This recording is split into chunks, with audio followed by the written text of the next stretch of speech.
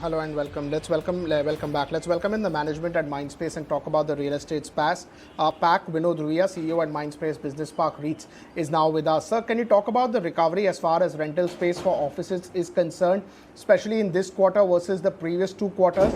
Have you seen a big recovery as people come back to offices? So unfortunately, I can't make any forward-looking statements, but yes, the action on the ground is quite strong.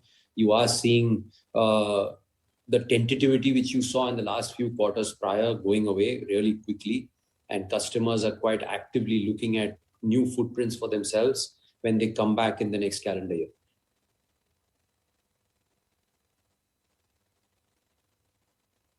In terms of space going ahead, how is the company planning now once you have a full-fledged recovery coming in once again?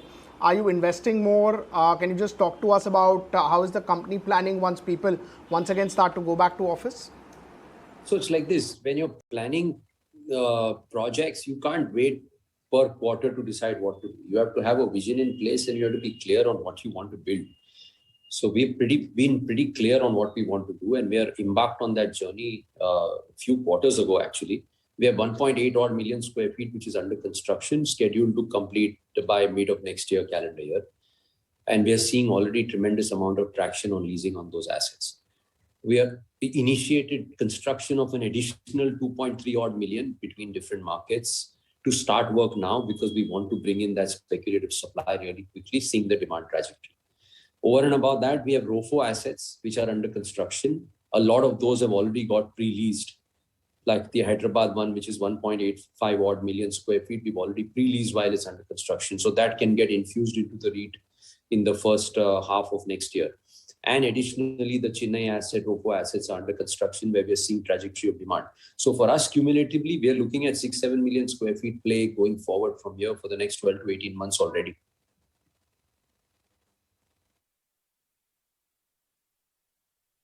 Right. Good afternoon, Mr. Rohira. This is Cheryl also joining in the conversation. And taking forward, I wanted to know, have your leasing inquiries and site visits increased in Q2 as well as Q3? I know you said that you would not give forward-looking statements, but if you could shed some light on that.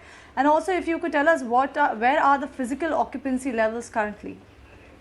So let's just rewind back to the first 2 quarters. We did cumulatively 4.4 million square feet, which you can say is probably done on virtual leasing because there were no site visits going on. But we still managed to do 4.4 odd million square feet. While yes, it's exciting to start meeting customers in person, and we are seeing a lot of activity on the ground where customers have begun to travel, have begun to come and inspect, far more tangibly aligned to the physicality of assets, etc. So that's a good sign.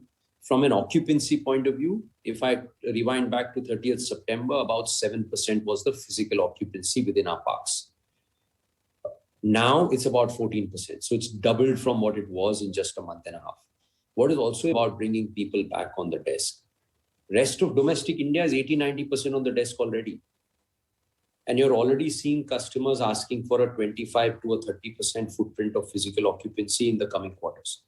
So you will see this ramp up, take up strongly first quarter next year, flowing into second quarter next year.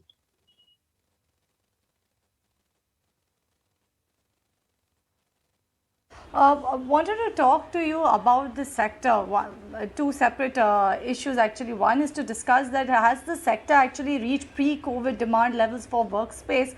And the other thing is, can we expect growth above pre-pandemic levels? No doubt we're speaking at a time when there is emergence of a new COVID-19 variant, Omicron. So how does the forecast look like for the workspace and for the industry as a whole and your company, if you could shed some light on that?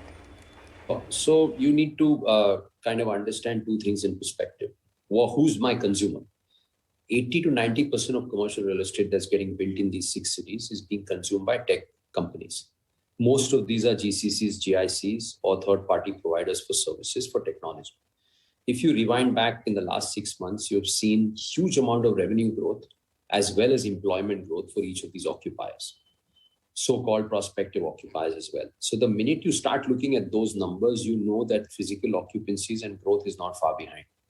And if that has to translate into real estate space, you know that the companies have physically grown in terms of capacity, revenue, and human capital. They have to translate that back into desks. And which is what is going to, you will see the trajectory in the next coming few quarters on that demand translating into physical tangible space requirements. Also, what's happened is because the protocol on selection of assets has completely changed, there's no longer you're going to pick any building that's visible to you. You want grade A occupancy where there is an asset management piece in play, where you have a landlord who's completely aligned to health and safety protocols, sustainability protocols, etc., because clients are very, very choosy. And that quality grade A space is diminishing really quickly. You don't have supply coming at that pace at all. And that's really where the challenge is. And that's where the opportunity is. Essentially, that's where we are all looking at growth.